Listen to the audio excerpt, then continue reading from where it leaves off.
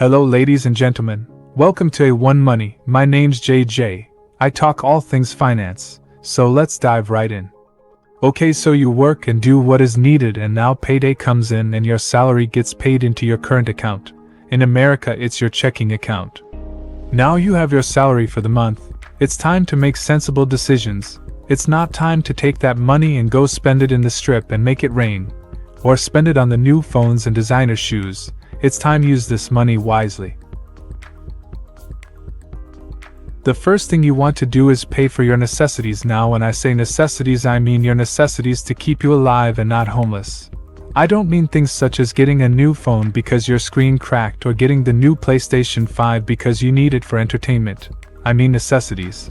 The basics of people's needs, so food, shelter, having a roof over your head, bills such as electricity bills, gas bills, water bills, and money for transportation. This should go without saying, but you'd be surprised how many people get paid then spend it on unnecessary things and can't afford to pay their rent. Now, depending on where you live and how many of you are in a household, it shouldn't be an excessive amount of money. But then again, it could be. A great idea would be to create a monthly budget. So how much is your income? How much is your expenses? Go around your house and see what you don't need and don't use but are paying for. Could you change internet service providers? Could you change phone companies? What about car insurance companies? Go around and track your expenses using your bank statements and create a plan and find out where you are spending money unnecessarily. Do you have a gym membership but don't go? Do you spend way too much on food but never eat all of it and then throw them away? Do you buy too many items? You need to find where you are spending unnecessary money and cut that out. Doing this can save you a lot of money. Another great tip is to open different bank accounts for different things, so it makes life easy for you. One account will be to pay rent/mortgage. Another will be for food and bills. Another for saving money for an emergency fund. More on that later, and one for your enjoyment.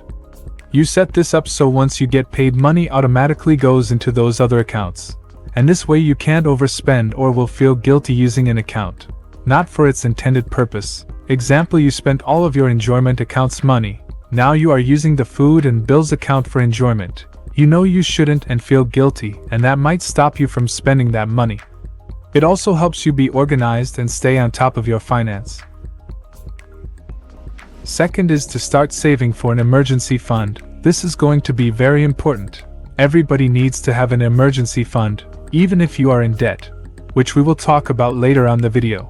But even if you need to have an emergency fund. An emergency fund is so important. If you're in debt, this really is important to have, because if you have no money and you don't have an emergency fund, then if there's some sort of important expense, you will have to borrow more money, further putting you into more debt. So having an emergency fund is going to be huge. Just take a look at what happened when this pandemic caused lockdowns. Having an emergency fund can keep a roof over your head and food on the table.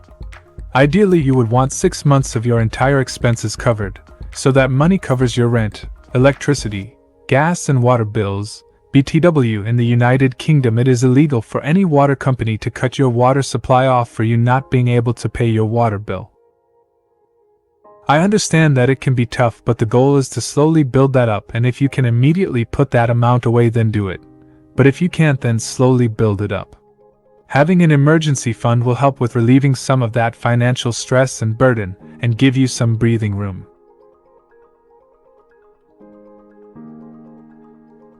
Now what you want to do is take however much you can and put it in an emergency fund.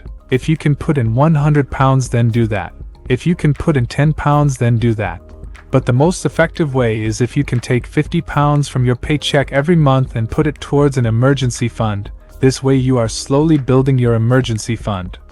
Your emergency fund needs to be accessible, because this is for situations where it's a true emergency, so you need access to that money quickly. So a current account or savings account that you can access anytime. You have to use it for an emergency, so say your car broke down and you need it to go to work, or it is what brings the money in. Not for things such as a holiday. This is strictly for emergencies. Third, you want to tackle debt if you have any. I'm not counting a house mortgage on this. Because you should be and most likely are paying it slowly off, and you have a 25 to 35 year time period, depending on the length of your mortgage. I'm talking about consumer debt if you have any. If you don't, then nice, keep it like that, but if you do, well, it's time to work on this, as Dave Ramsey says. You want to consider how you want to pay off your debt. Now, there's two effective ways of paying off your debt, and I learned this from Dave Ramsey, and those are the snowball method or the avalanche method. Now, if you are struggling to actually stay motivated to pay off your debt, then for you the snowball method is probably the best method. The snowball method is basically just tackling them one at a time, starting from the lowest balance all the way up to the highest balance. So example, say you have 3 types of debt. They are a mortgage on a house, credit card, debit, car loans. What you do with this method is you tackle the one that has the lowest balance. So say your credit cards have the lowest balance, then you tackle that one first regardless of the interest rate. You tackle the lowest balance first, then it's your car loan and tackle that, then your mortgage. This way you are slowly removing your debts and becoming debt-free. This method works really well because when you are trying to pay all 3 at the same time, or are trying to pay 5 or 6 or however many you have, all at the same time, it really can be difficult to do and to stick with it. It's a bit like New Year's resolutions. When you have all these goals and plans and you start doing them all at the same time, it becomes difficult, and then you end up doing nothing. So instead, just pick one thing and then just give it your all on that one and build the habit, and then move on to the next one. Doing one thing at a time will give results instead of doing them all at the same time, getting burned out and doing nothing. Now, the avalanche method.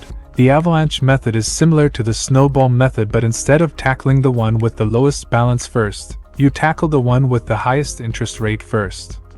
So say you have 3 types of debt: mortgage on a house, credit card, debit, and car loans.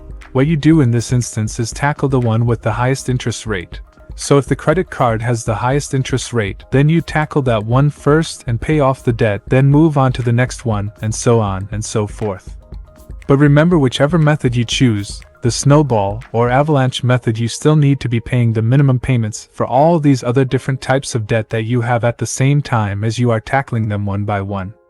You don't want to default on them, you don't want to miss those minimum payments.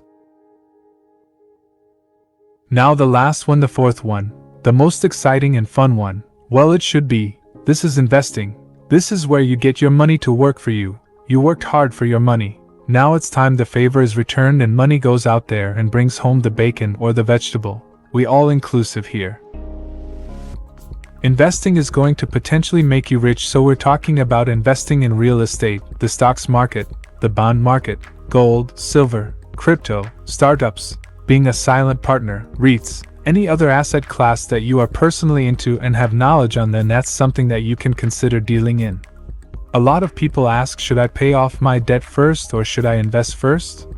Well, you can do them both at the same time, but it also does depend on the type of debt and the type of interest rate. So if your debt is on a home mortgage, then it's best if you do both. So pay your mortgage and invest every month.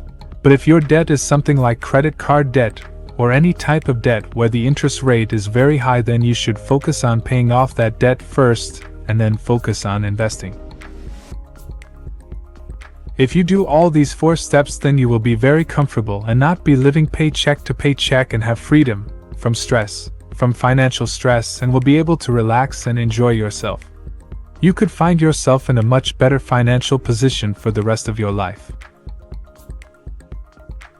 Now, it's easy to say this, but if you are struggling with money, then there really is only a few things you can actually do. One is to pick up a side job or second job that gives you extra money. You want to get promotions or learn a new skill and get yourself into a higher paying job. You want to cut unnecessary expenses, and if nothing is acceptable, then you might have to move to a different place where it's cheaper.